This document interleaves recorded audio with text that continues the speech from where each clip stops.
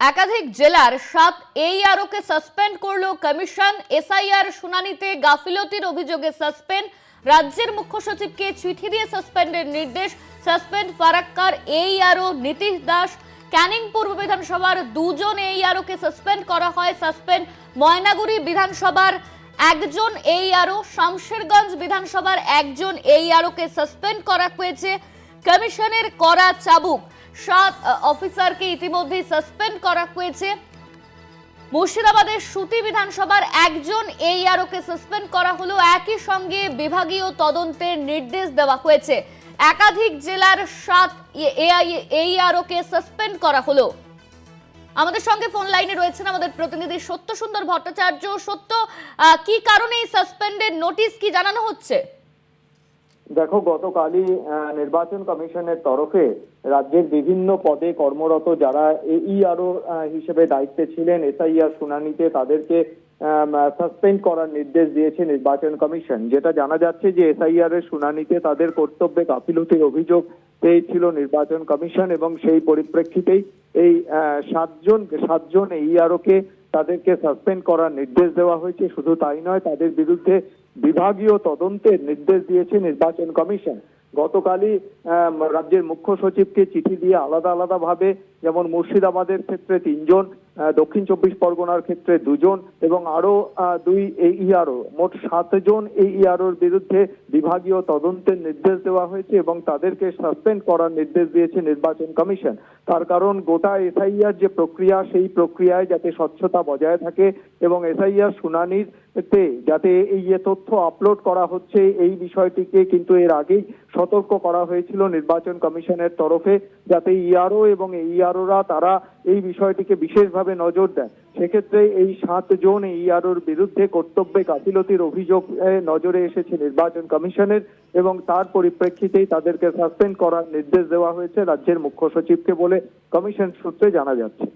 ধন্যবাদ তোমাকে সত্য, আমাদের সঙ্গে ফোন লাইনে ছিলেন আমাদের প্রতিনিধি সত্য সুন্দর ভট্টাচার্য। ইতিমধ্যেই সাসপেন্ড করা হয়েছে 7 জনকে। সুতি বিধানসভার 1 জন AERO, তাকেও সাসপেন্ড করা হয়েছিল। কয়েকদিন আগেই 4 জনকেই সাসপেন্ড করার কথা বলা হয়েছিল এবং তাদেরকে সাসপেন্ড না করার কারণে মুখ্য সচিব নন্দিনী তাকে ডাকা হয়েছিল। ইতিমধ্যেই সেই খবর সামনে এসেছিল, দিল্লিতে তাকে ডেকে পাঠানো হয়েছিল। আর এবার 7 জনকে সাসপেন্ড করা হয়েছে বলে খবর। কাজে অসঙ্গতি, ঠিকঠাকভাবে কাজ করা হচ্ছে না, এই অভিযোগকে কেন্দ্র করেই কিন্তু এই সাসপেনশন নোটিশ দেওয়া হয়েছে 7 জন AEROকে।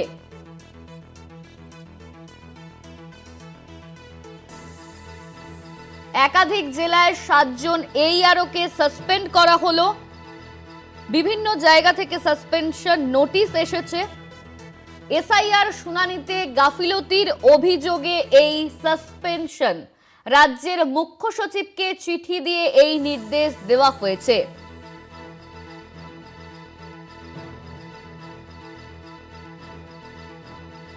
ইতিমধ্যেই 7 জনকে সাসপেন্ড করা হলো। এর আগেও আমরা জানি 4 জনকে সাসপেন্ড করার কথা বলা হয়েছিল, আর এবার 7 জনকে সাসপেন্ড করা হলো। এসআইআর শুনানিতে গাফিলতির অভিযোগ, সেই অভিযোগের ভিত্তিতেই সাসপেন্ড করা হয়েছে। রাজ্যের মুখ্য সচিবকে চিঠি দিয়ে এই নির্দেশ দেওয়া হয়েছে। ভোটার তালিকায় বিশেষ নিবিড় সংশোধনের একেবারে শেষ পর্যায়ে, সেখানেই সাসপেন্ড করা হলো এই 7 জনকে।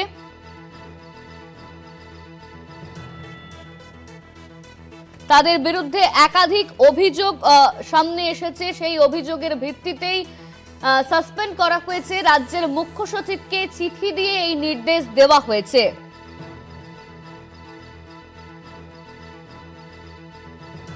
ভোটার তালিকায় বিশেষ নিবিড় সংশোধনের সময় কাজে অসঙ্গতির অভিযোগ। একাধিক জেলার 7 AEROকে সাসপেন্ড করলো কমিশন। এসআইআর শুনানিতে গাফিলতির অভিযোগেই এই সাসপেনশন। রাজ্যের মুখ্য সচিবকে চিঠি দিয়ে সাসপেন্ডের নির্দেশ। ফারাক্কার এইআরও নীতিশ দাস তাকে সাসপেন্ড করা হয়েছে। ক্যানিং পূর্ব বিধানসভার দুজন এইআরও তাদেরও সাসপেন্ড করা হয়েছে। ময়নাগুড়ি বিধানসভার একজন এইআরও তাকে সাসপেন্ড করা হলো। শামশেরগঞ্জ বিধানসভার একজন এইআরও তাকেও সাসপেন্ড করা হয়েছে।